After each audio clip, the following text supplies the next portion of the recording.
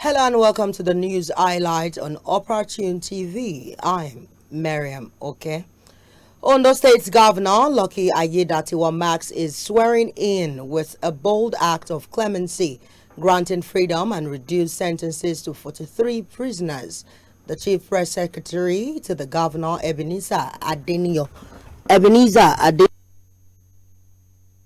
on the recommendations of the State Advisory Council on the prerogative of mercy by ordering the immediate release of 8 convicts, while 15 death row inmates had their sentences commuted to prison terms. Meanwhile, 20 other inmates serving life sentences were granted reduced jail terms.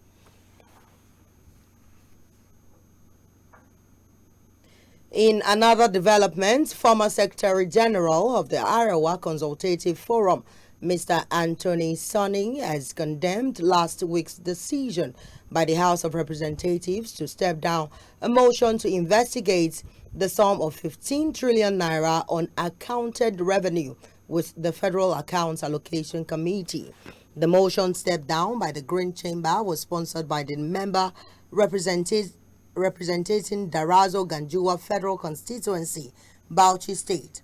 Mansour Soro says if he is faulting the non-adherence to the constitutional provisions in the disbursement of revenues accrued to FAAC to state and local government councils. The executive director of the Center Against Injustice and Domestic Violence, Comrade Benga Soloki, has raised alarm over the alleged abscondment of embattled Lagos-based medical doctor Femi Olaleye to the United States. In a personally signed statement made available to the media, Soloki alleged that Olaleye fled Nigeria immediately after the Lagos state government filed an appeal against his acquittal by the Lagos Division of the Court of Appeal. Recall that Dr. Olaleye was sentenced to life imprisonment in 2023 by a sexual offences court in Lagos State on 2 counts of defilement and sexual violence against a minor, but the Court of Appeal overturned the conviction, acquitting him of all charges. In another twist, the medical doctor has launched a media campaign against his estranged wife, Mrs. Aderemi Olaleye, the judiciary and the police, accusing them of bias in the matter. There is a looming fuel scarcity in Lagos and other parts of Nigeria as tanker drivers have stopped fuel loading over alleged harassment by officials of the state government and the Federal Ministry of Transportation. Also, telecommunications companies have raised concerns over a possible network blackout as the strike by petroleum tanker drivers could disrupt diesel supply, threatening the operations of mobile and internet services. According to reports, truck drivers could not load fuel during the weekend, creating fears of scarcity in Lagos and other states. However, the Lagos state government says it was only enforcing its e-call system, warning that attempts to blackmail the state government would not work.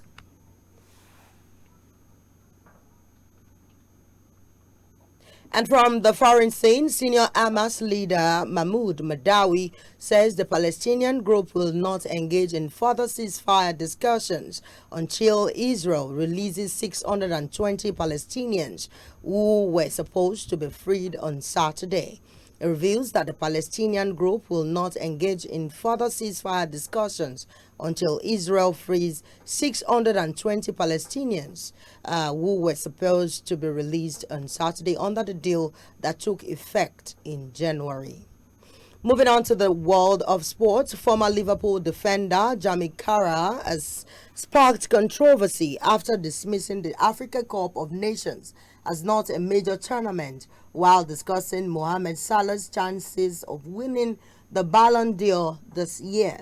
Speaking after Liverpool's 2-0 victory over Manchester City on Sunday, Carragher suggests that Salah's nationality and Egypt's international record could hinder his chances of claiming football's most prestigious individual award. His remarks immediately sparked backlash, with Sky Sports pundit and former Manchester City defender Michael Richards pushing back. Richards counters, saying AFCON is a major tournament because a lot of people are at home saying they aren't joking or taking it seriously, reiterating that AFCON is a big tournament. And finally, from the entertainment scene, prominent Nollywood actress Ruby Ojako expresses her delight upon receiving a distinguished humanitarian award. The accomplished actress, who recently celebrated her marriage, says the award by the Starlight Lady Foundation is a pointer to her contributions to society.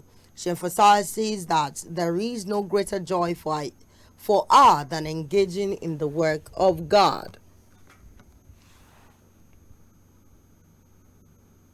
And that's the highlight on Opportune TV. Join us at 5 p.m. for a more detailed story. Until then, I am Miriam. Okay.